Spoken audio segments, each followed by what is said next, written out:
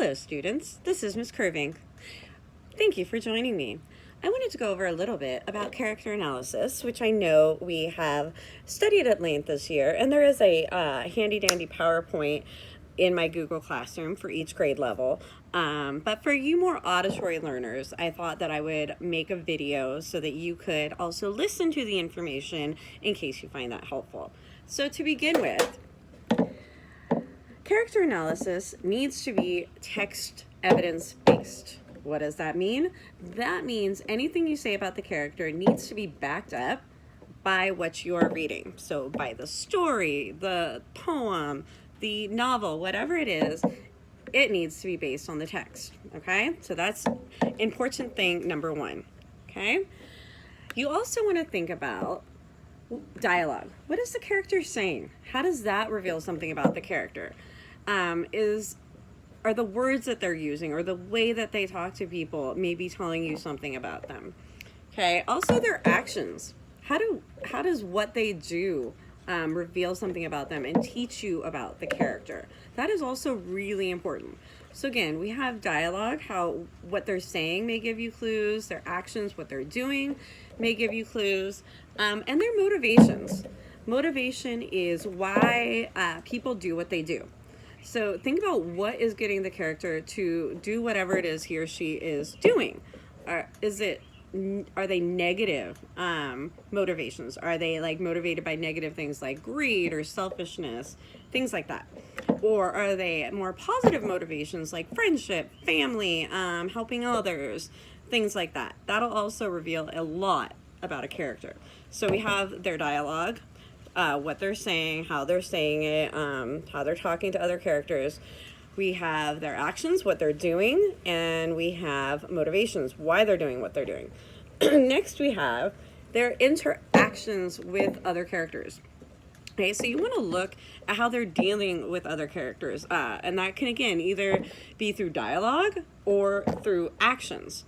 Okay, how are they dealing and interacting with other characters? Again, is it positive? Is it negative? Are they having positive interactions with other characters? Are they doing nice things to or for other characters, and things like that? Or are they negative? Are they having negative interactions like fighting, stealing, things like that?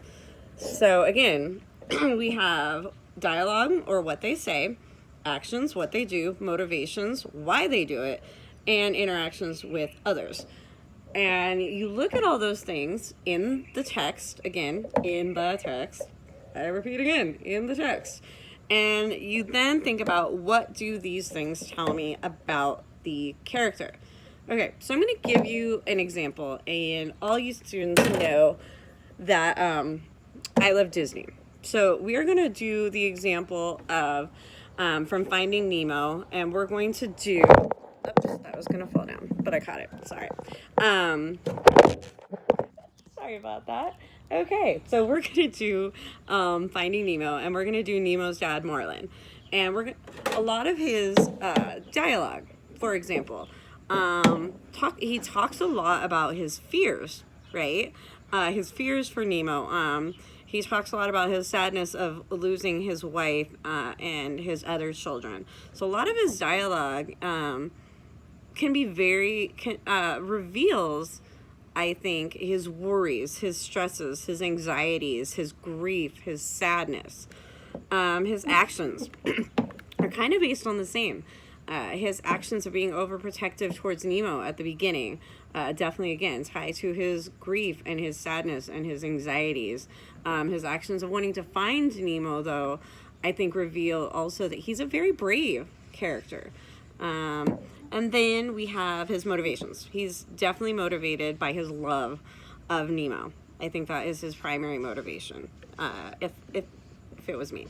Interactions with others. That's an interesting one, because his interactions with Dory, he can be kind of impatient with her. So that does kind of reveal that his character can be impatient.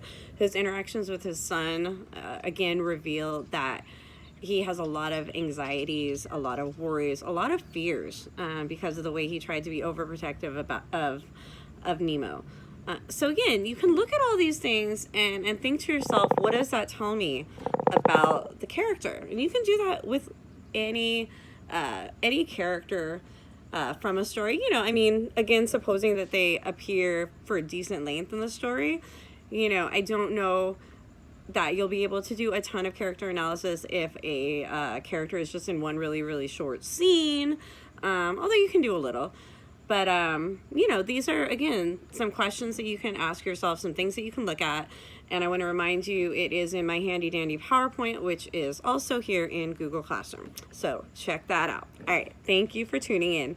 Have a good day.